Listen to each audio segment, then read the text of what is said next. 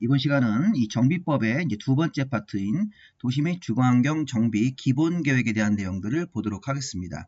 자, 일단 우리 정비법이 어려운 부분이 뭐냐면 정비 사업의 기본적인 절차를 좀 보시고 먼저 가야 되는데 이 절차를 좀 먼저 보겠습니다. 자, 정비법의 어려운 점은 요 계획이 4번 나온다는 겁니다. 요 기본 계획, 우리 이제 배우고 있는 거, 정비 계획, 사업 시행 계획, 관리 처분 계획이라는 게 있습니다.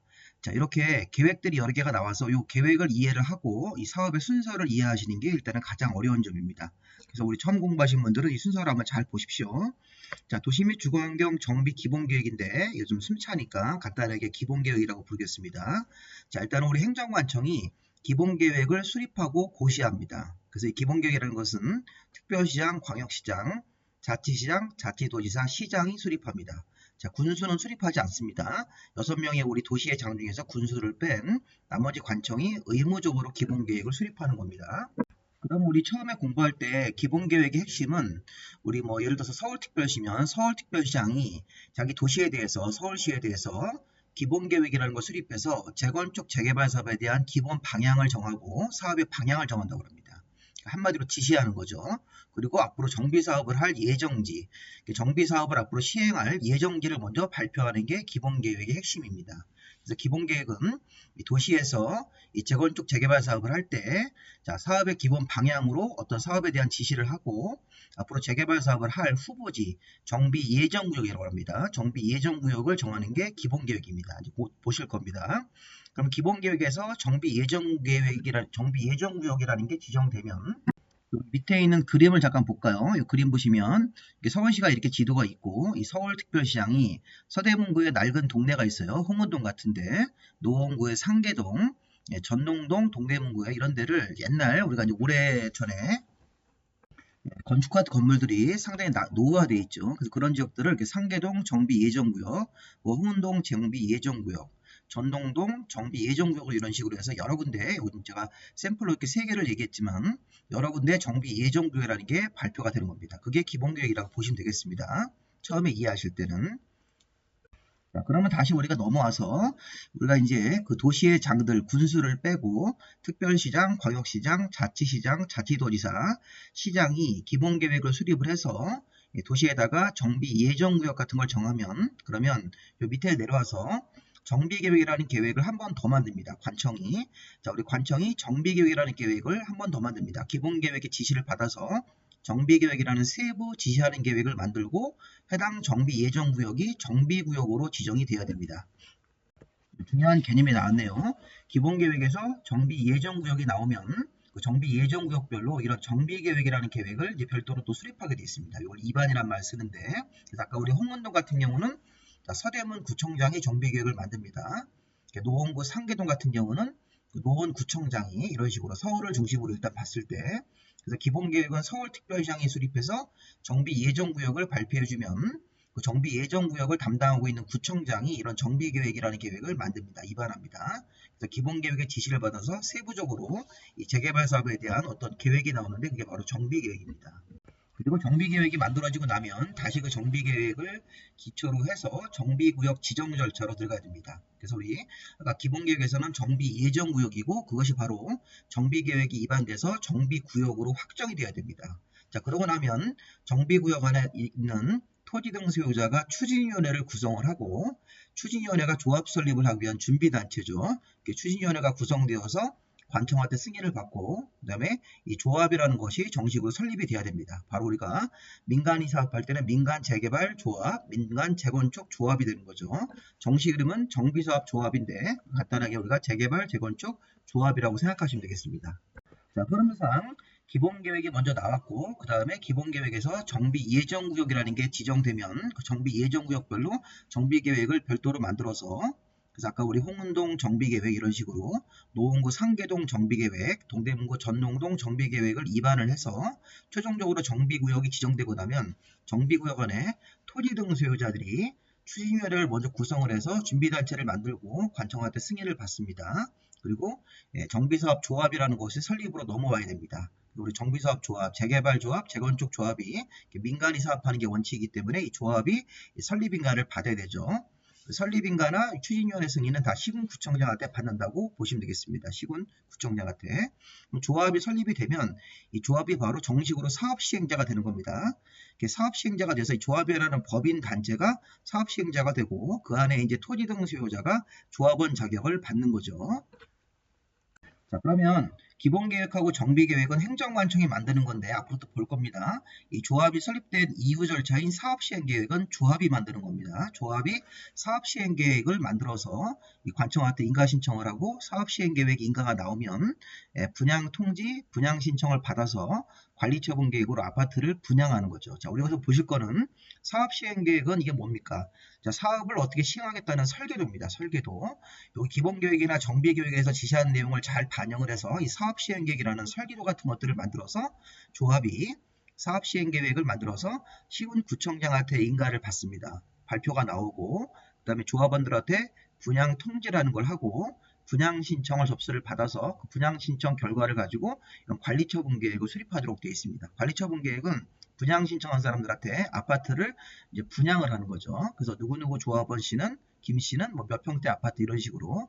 그래서 관리처분계획이 아파트를 분양을 하는 계획으로서 요거 인가받고 바로 기존 건물들을 철거해서 공사한 다음에 공사 끝나면 공사 완료 고시라는 걸 통해서 공사가 마무리가 되고 소유권 이전 고시로 최종적으로 기존 조합원들한테 아파트를 이제 분양을 하고 소유권이 확정되는 것이죠. 소유권 이전 고시 다음 날에 소유권이 확정됩니다.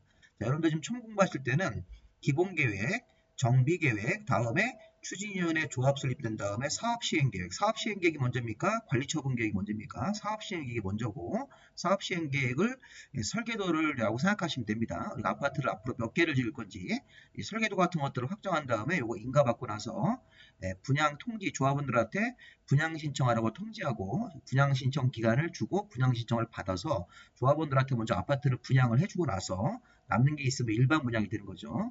그런 것들을 이제 몇 평대 아파트를 받을 건지 관리처분계획이라는 걸 만들어서 인가를 해서 관청한테 확정을 받는 것입니다.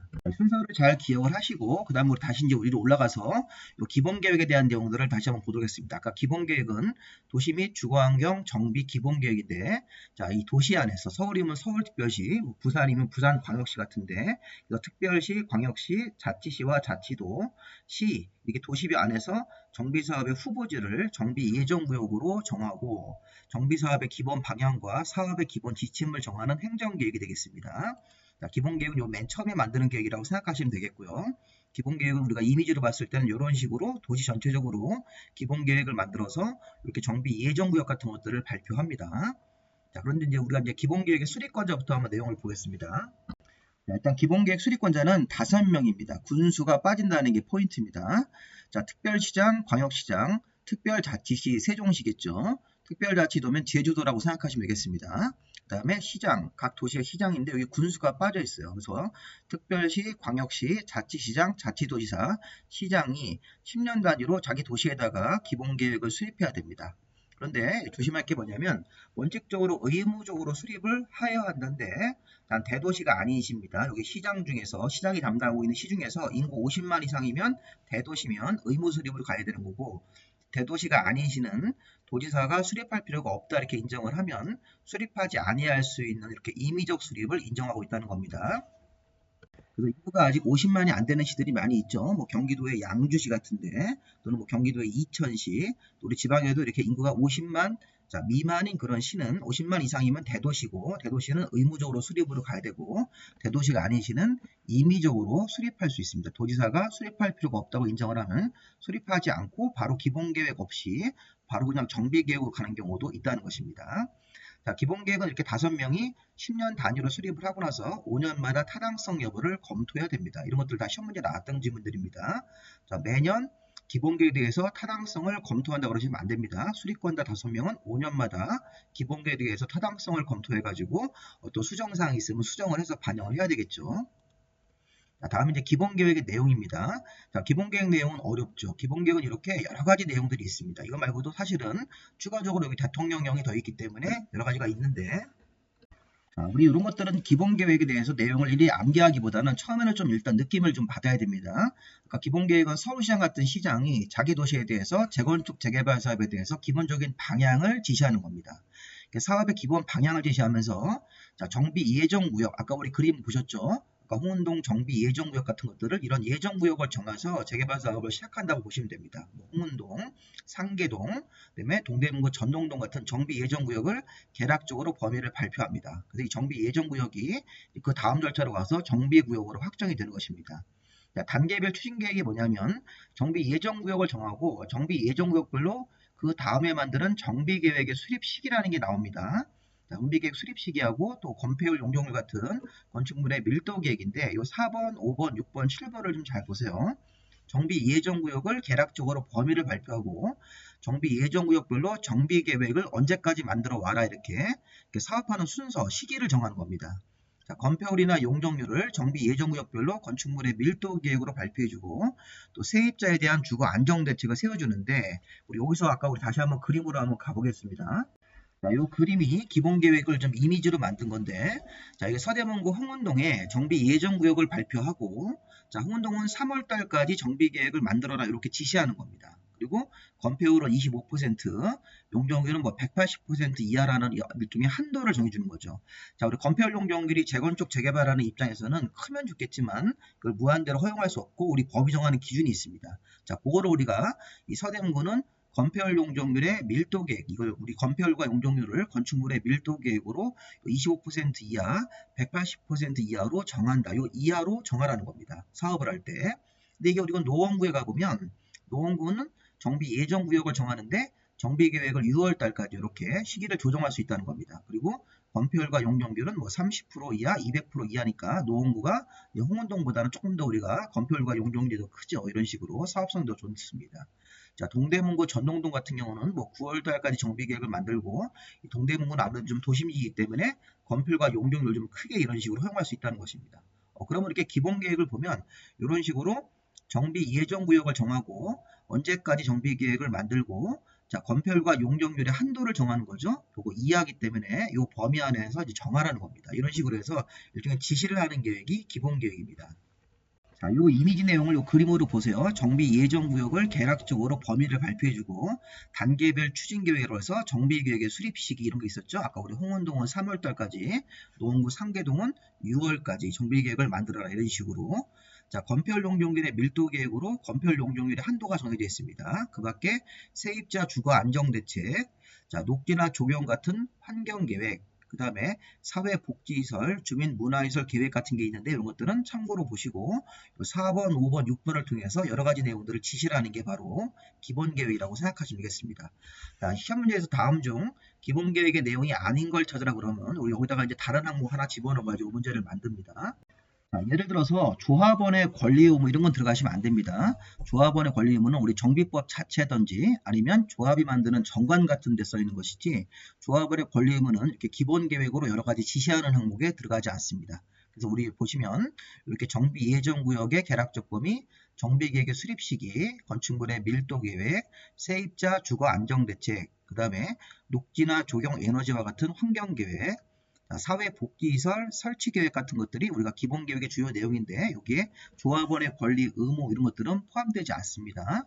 자, 아니면 무슨 뭐 설계, 도면 뭐 이런 거, 설계 도서도 나중에 배우실 사업시행계획에 들어가시는 거죠. 그런 뭐 설계도라든가 조합원의 권리 의무 같은 것들은 기본계획의 내용이 될 수가 없습니다.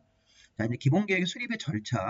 자, 우리 기본계획 수립은 여기 보시면 주민 의견을 먼저 듣고 기본계획을 하기 전에 수립하기 전에 주민 의견을 들어서 14일 이상 공람 기간을 주고 주민 의견을 14일 이상 듣습니다. 그 다음에 지방의회에다가 기본계획 내용을 보내서 지방의 의견을 듣는데 지방의회는 60일 안에 답변을 통보하도록 되어 있습니다. 그래서 우리가 주민 의견과 지방의견을 듣고 그 다음에 관계 행정기관의 장들하고 협의하고 도시계획위원회 심의를 거친 다음에 기본계획이 확정이 되면 이걸 고시하고 국토부장관한테 보고하도록 되어 있습니다. 자, 여기서 중요한 포인트는 뭐냐면 똑같은 절차인데 두 가지가 있냐면 여기 중간에 도지사 승인이 추가됩니다. 이게 뭐냐면 밑에 특별시장, 광역시장, 자치시와 자치도, 시장 중에서 인구 50만 이상의 대도시는 위에 있는 절차 주민의견 14일 이상 듣고 지방의견을 듣고 협의와 심의를 거친 다음에 기본계획이 확정되면 이걸 고시하고 국토부 장관한테 보고하는데 아까 대도시가 아닌 시장이 있었죠. 자, 대도시가 아닌 시장도 도지사가 수립이 필요 없다고 인정을 하면 수립 안 할 수 있지만 수립이 필요하다고 인정 안 하면 수립하는 경우도 있을 수 있습니다. 임의적 수립이기 때문에.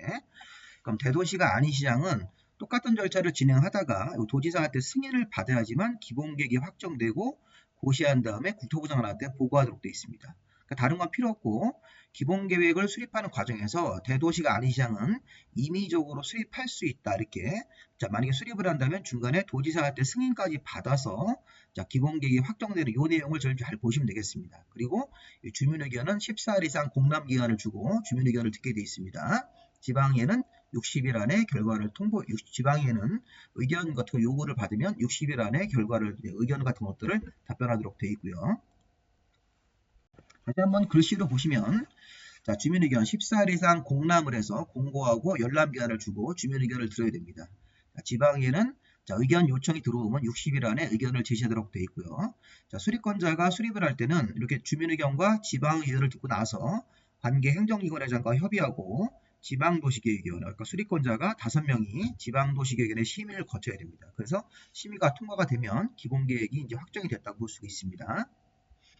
자, 그 다음에 대도시가 아닌 시장만 수립 변경 같은 거 할 때는 기본계획을 수립하거나 변경할 때는 원래 승인이 없었는데 대도시가 아닌 시장에 수립하는 경우에는 도지사한테 승인까지 받아야 되는 것입니다.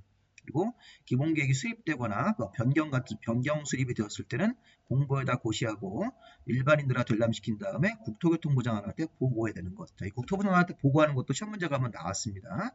시험 문제 포인트를 잡으실 때 이런 걸 잡으시면 되겠습니다. 기본계획 수립할 때는 주민의견은 14일 이상 의견 정치, 30일이 아니고요. 자, 기본계획이 확정되고 나면 고시하고 나서 국토부 장관한테 보고하는 것은 이렇게 되어 있고요. 대도시가 아닌 시장만 도지사한테 승인을 받습니다.